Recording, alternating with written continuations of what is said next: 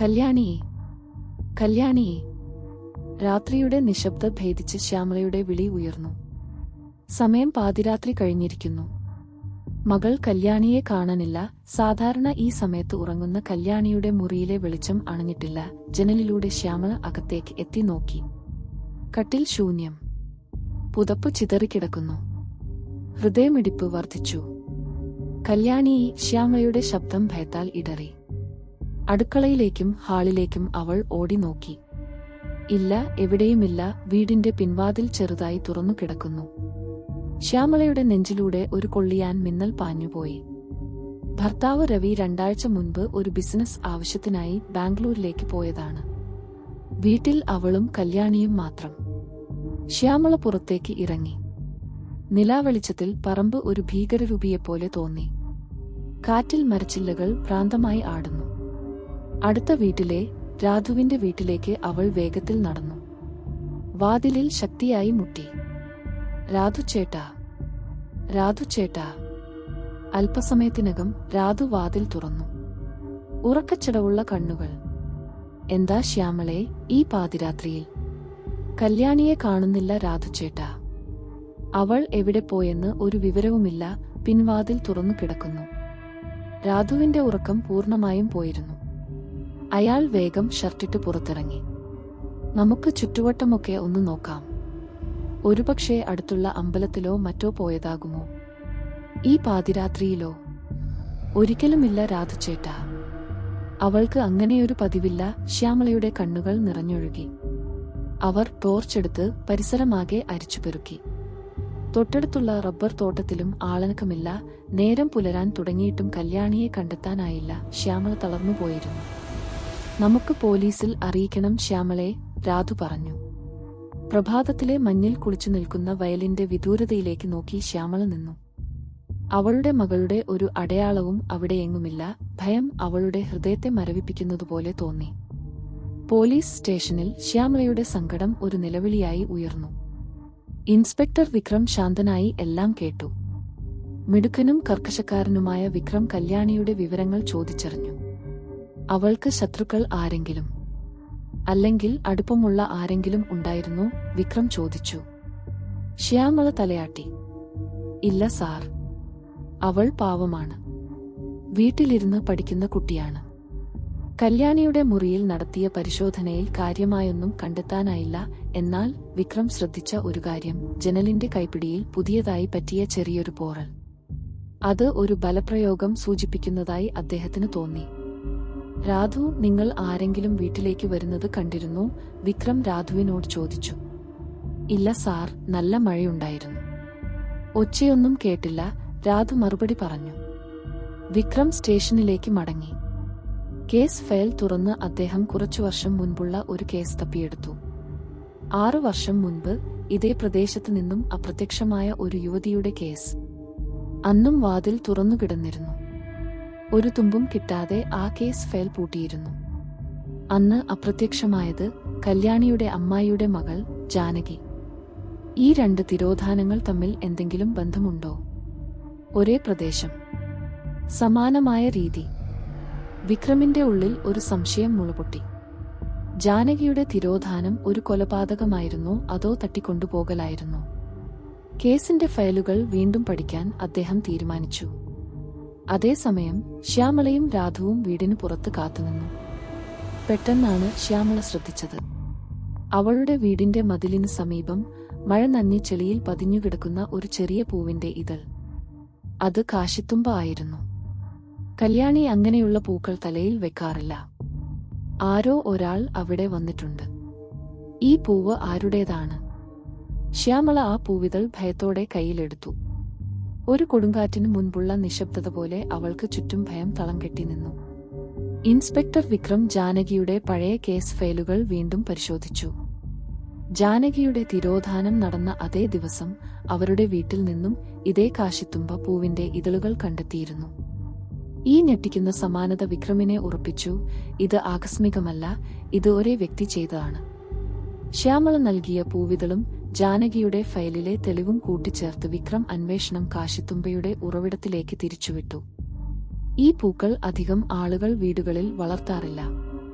വിക്രം പഴയ case അന്വേഷിച്ചിരുന്ന പോലീസുകാരനായ retired constable ഗോപാലനെ വിളിച്ചു. Sir, ആ ജാനകിയുടെ കേസിൽ ഈ പൂവിനെപ്പറ്റി അന്ന് എന്തെങ്കിലും വിവരം കിട്ടിയോ? വിക്രം ചോദിച്ചു. ഗോപാലൻ ഓർത്തെടുത്തു. സാർ, ആ പൂക്കൾ കൂടുതലും കാണുന്നത് അവിടുത്തെ പഴയ തറവാടുകളിലും പിന്നെ ഗോവിന്ദൻ മാഷിന്റെ വീട്ടിലുമാണ്.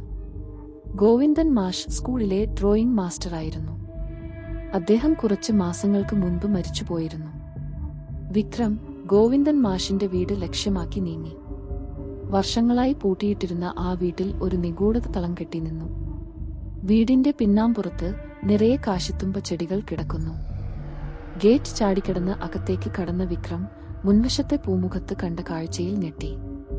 അവിടെ നിലത്ത് പുതിയതായി ആരോ വെച്ചതുപോലെ ഒരു ചെറിയ പെട്ടി കിടക്കുന്നു. വിക്രം കയ്യുറ ധരിച്ച് ആ പെട്ടി തുറന്നു. അതിനുള്ളിൽ ഒരു പഴയ ഡയറിയും അതിനു മുകളിൽ മഞ്ഞ നിറമുള്ള ഒരു വിവാഹ ക്ഷണക്കത്തും. ക്ഷണക്കത്തിൽ പേര് എഴുതിയിരിക്കുന്നത് രവി, കല്യാണിയുടെ അച്ഛൻ, ശ്യാമള, കല്യാണിയുടെ അമ്മ. അതിനു താഴെ ഡയറിയുടെ ആദ്യ പേജിൽ വലിയ അക്ഷരത്തിൽ എഴുതിയിരിക്കുന്നു: നിങ്ങളുടെ സന്തോഷം അധികനാൾ നീണ്ടുനിൽക്കില്ല. ഞാൻ എടുത്തത് നിങ്ങൾ എനിക്ക് തരാത്ത ഒരേയൊരു സന്തോഷമാണ്. ഇത് പ്രതികാരമാണ്. നീണ്ട 6 വർഷത്തെ കാത്തിരിപ്പിന്റെ പ്രതികാരം. വിക്രമിന്റെ മനസ്സിൽ പെട്ടെന്ന് ഒരു ചിത്രം തെളിഞ്ഞു. ജാനകിയുടെ തിരോധാനം നടന്ന് 6 വർഷം കഴിഞ്ഞാണ് കല്യാണിയെ കാണാകുന്നത്. ഈ പ്രതികാരത്തിന് കല്യാണിയുടെ അച്ഛനായ രവിയുമായി എന്താണ് ബന്ധം? വിക്രം ഉടൻ തന്നെ രവിയെ ബന്ധപ്പെടാൻ ശ്രമിച്ചു. പക്ഷേ രവിയുടെ ഫോൺ സ്വിച്ച് ഓഫ് ആയിരുന്നു. കല്യാണിയുടെ അപ്രത്യക്ഷമാകലിന് പിന്നിൽ അവളുടെ അച്ഛൻ രവിയുമായി ബന്ധപ്പെട്ട ഒരു പഴയ പ്രതികാരമാണോ? ഡയറിയിൽ എഴുതിയ ആ വ്യക്തി ആരായിരിക്കും? ഗോവിന്ദൻ മാഷിന്റെ വീട്ടിൽ നിന്നും കിട്ടിയ ഡയറിയും ക്ഷണക്കത്തും ഇൻസ്പെക്ടർ വിക്രമിനെ ശരിക്കും കുഴക്കി. രവിയാണ് പ്രതികാരത്തിന്റെ ലക്ഷ്യം. വിക്രം ഉടൻ തന്നെ ശ്യാമളയെ സ്റ്റേഷനിലേക്ക് വിളിച്ചു വരുത്തി. ശ്യാമളയെ, രവി സാറിന് 6 വർഷം മുൻപ് ജാനകിയുടെ തിരോധാനം നടന്ന സമയത്തോ അതിനു മുൻപോ ഈ പ്രദേശത്തെ ഏതെങ്കിലും ഒരാളുമായി ശത്രുത ഉണ്ടായിരുന്നോ? അല്ലെങ്കിൽ ഏതെങ്കിലും പ്രശ്നത്തിൽ രവി സാർ ഉൾപ്പെട്ടിരുന്നോ? വിക്രം നേരിട്ട് കാര്യത്തിലേക്ക് കടന്നു. ശ്യാമള വിങ്ങിപ്പൊട്ടി. എനിക്കറിയില്ല സാർ. രവിയേട്ടൻ ഒരു സാധാരണക്കാരനാണ്. ശ്യാമളയെ, ഇത് നിങ്ങളുടെ മകളുടെ കാര്യമാണ്. സത്യം പറഞ്ഞാലേ അവളെ കണ്ടെത്താൻ കഴിയൂ. ആരായിരുന്നു ഗോവിന്ദൻ മാഷ്? രവിയേട്ടന് അദ്ദേഹവുമായി എന്തെങ്കിലും ബന്ധമുണ്ടായിരുന്നോ? വിക്രം ചോദിച്ചു. പെട്ടെന്ന് ശ്യാമളയുടെ മുഖം വിളറി. അവൾ കണ്ണുകൾ താഴ്ത്തി. ഗോവിന്ദൻ മാഷ്, അദ്ദേഹമാണ് ഞങ്ങളെ ഡ്രോയിംഗ് പഠിപ്പിച്ചത്. രവിയേട്ടനും അദ്ദേഹത്തിന്റെ വിദ്യാർത്ഥിയായിരുന്നു. പക്ഷേ ജാനകിയുടെ കേസിന് ശേഷം അവൾ വാക്കുകൾ കിട്ടാതെ വിഷമിച്ചു. എന്ത് സംഭവിച്ചു? വിക്രം കടുപ്പിച്ചു ചോദിച്ചു. ശ്യാമള പതിഞ്ഞ സ്വരത്തിൽ ആ രഹസ്യം വെളിപ്പെടുത്തി. ജാനകി ഗോവിന്ദൻ മാഷിന്റെ മകളായിരുന്നു. ജാനകിയുടെ തിരോധാനത്തിന് ശേഷം ഗോവിന്ദൻ മാഷ് മാനസികമായി തകർന്നിരുന്നു. അദ്ദേഹം മരിച്ചപ്പോൾ അതിനു കാരണം രവിയാണെന്ന് നാട്ടിൽ ചില സംസാരങ്ങൾ ഉണ്ടായിരുന്നു. വിക്രമിന് ഞെട്ടലുണ്ടായി. ജാനകിയുടെ തിരോധാനത്തിന് രവിയാണ് കാരണമെന്ന് ഗോവിന്ദൻ മാഷിന്റെ കുടുംബം വിശ്വസിച്ചിരുന്നു. എങ്കിൽ ഈ പ്രതികാരം ഗോവിന്ദൻ മാഷിന്റെ കുടുംബാംഗങ്ങളിൽ ആരുടെയെങ്കിലും ആകാം. പക്ഷേ ഗോവിന്ദൻ മാഷ് മരിച്ചുപോയി. അദ്ദേഹത്തിന് വേറെ മക്കളുണ്ടോ? വിക്രം ഗോവിന്ദൻ മാഷിന്റെ കുടുംബരേഖകൾ പരിശോധിച്ചു. ഗോവിന്ദൻ മാഷിന് 2 മക്കളാണ് ഉണ്ടായിരുന്നത്, ജാനകിയും മറ്റൊരു മകനായ അരുണും. അരുൺ വർഷങ്ങളായി നാട്ടിലില്ല, വിദേശത്താണെന്നാണ് എല്ലാവരും വിശ്വസിച്ചിരുന്നത്. അതേസമയം ബാംഗ്ലൂരിലുള്ള രവിയുടെ ഫോൺ ഓൺ ആയതായി വിക്രമിന് വിവരം ലഭിച്ചു. രവി എവിടെ? വിക്രം വിളിച്ചു ചോദിച്ചു. മറുതലയ്ക്കൽ ഭയന്നുപോയ സ്വരം. സാർ, ഞാൻ ഇവിടെ ബാംഗ്ലൂരിലല്ല, തിരുവനന്തപുരത്ത് ഒരു ട്രെയിനിലാണ്. എനിക്കിപ്പോൾ നാട്ടിൽ വരാൻ ഭയമാണ്. എന്താ കാരണം? രവി 6 വർഷം മുൻപ് നടന്ന ചില കാര്യങ്ങൾക്ക് ഞാൻ ഒരു കാരണവശാലും ഉത്തരവാദിയല്ല സാർ. പക്ഷേ എനിക്കെതിരെ ഒരു പ്രതികാരം ഉണ്ടാകുമെന്ന് എനിക്കറിയാമായിരുന്നു. അതുകൊണ്ടാണ് ഞാൻ ഒളിച്ചോടിയത്. പ്രതികാരദാഹിയായ അരുൺ നാട്ടിലെത്തി കല്യാണിയെ തട്ടിക്കൊണ്ടുപോയിരിക്കുന്നു. ഇപ്പോൾ രവിയും ഒളിച്ചോടുന്നു. കല്യാണി എവിടെ? അരുണിന്റെ അടുത്തോ അതോ മറ്റെവിടെയെങ്കിലുമോ? രവി ഒളിച്ചോടുന്നത് എന്തിനാണ്? കല്യാണിയെ രക്ഷിക്കാൻ വിക്രമിന് അരുണിനെ കണ്ടെത്താനാകുമോ? അതോ ഇതിലും വലിയ ഒരു രഹസ്യം ഈ പ്രതികാരത്തിന് പിന്നിൽ ഒളിഞ്ഞിരിപ്പുണ്ടോ? വിക്രം രവിയെ തിരുവനന്തപുരത്ത് വെച്ച് കണ്ടെത്താനായി ഒരു ടീമിനെ അയച്ചു. അതേസമയം അരുണിനെക്കുറിച്ച് കൂടുതൽ വിവരങ്ങൾ ശേഖരിക്കാൻ അദ്ദേഹം തീരുമാനിച്ചു. ഗോവിന്ദൻ മാഷിന്റെ വീട്ടിൽ നിന്നും കിട്ടിയ ഡയറി വീണ്ടും പരിശോധിക്കുമ്പോഴാണ് വിക്രം ഒരു കാര്യം ശ്രദ്ധിച്ചത്. ഡയറിയുടെ അവസാന പേജിൽ ഒരു പഴയ പള്ളിപ്പറമ്പിന്റെ ചിത്രം ഒട്ടിച്ചുവെച്ചിരിക്കുന്നു.